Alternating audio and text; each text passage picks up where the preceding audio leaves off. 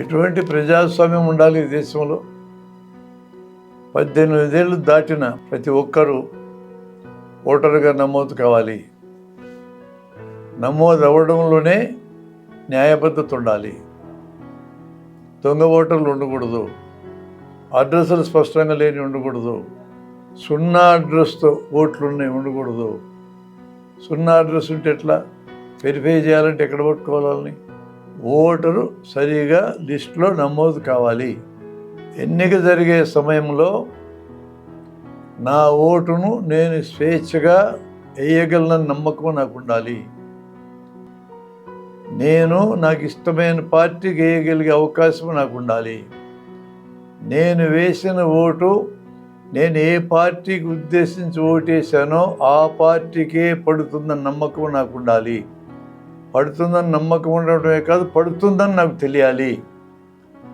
ఏ పార్టీకి నేను ఓటు వేశానో రేపొద్దున ఓట్లు లెక్కింపు రోజున అవి అలానే లెక్కించబడాలి. ఎంతమంది ఓటింగ్లు పాల్గొంటే అన్ని ఓట్లే లెక్కించబడాలి. ఎక్కువ లెక్కించబడకూడదు, తక్కువ లెక్కించబడకూడదు. ప్రతి ఒక్క ఓటర్కి తాను ఏ పార్టీని అభిమానిస్తూ ఓటేస్తున్నానో దానికే పడ్డదని నమ్మకం ఉండాలి.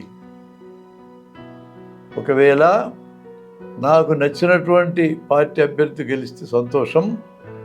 ఒకవేళ నాకు నచ్చని అభ్యర్థి గెలిస్తే నేను ప్రజల్లోకి వెళ్ళి ఆ అభ్యర్థి లేదా ఆ పార్టీకి వ్యతిరేకంగా ప్రచారం చేసుకుని ప్రజల్ని కన్విన్స్ చేసి తిరిగి ఓటింగ్కి వచ్చినప్పుడు సరైన వాళ్ళని ఎన్నికయ్యేటట్టుగా నేను ప్రయత్నం చేసుకుంటాను. అంతేగాని ఓటరు లిస్టు కానీ, ఎన్నిక ప్రక్రియ కానీ, లెక్కింపు ప్రక్రియ కానీ అప్రజాస్వామికంగా జరగడాన్ని నేను అంగీకరించను.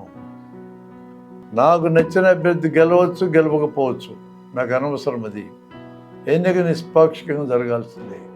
ఇది ఒక పార్టీకి అనుకూలమో ప్రతికూలమైన ఆలోచన కాదు. ఇది భారతదేశ ఎన్నిక నిష్పాక్షికంగా పారదర్శకంగా జరగకపోతే, ఓటర్ల లిస్టులోనే తేడాలుంటే, ప్రభుత్వంలో ఉన్న వాళ్ళు తమకు నచ్చని వాళ్ళని తొలగించుకోగలిగే అవకాశం ఉంటే, కాలం గడిచే కొద్దీ ఎంత ప్రచారం అన్నా చేయండి, తమకు ఇష్టమైన వాళ్ళే గెలుస్తూ ఉంటారు. దానికి నియంతృత్వానికి తేడా ఏముంది? కొంతకాలం అయిన తర్వాత ఎన్నిక జరుగుతుందని నమ్మకం కూడా ఎందుకుంటుంది? కాబట్టి ఎన్నికల ప్రక్రియ పారదర్శకంగా నిష్పక్షపాతంగా జరగడానికి ఎన్నికల కమిషన్ హామీ ఇవ్వాలి.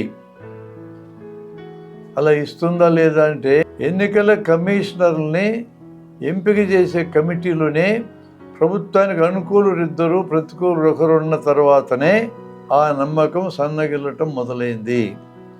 ఆ 3 సభ్యుల కమిటీలో ప్రధానమంత్రి, అపోజిషన్ లీడరు, సుప్రీంకోర్టు ప్రధాన న్యాయమూర్తి ఉండకుండా పోయాడు.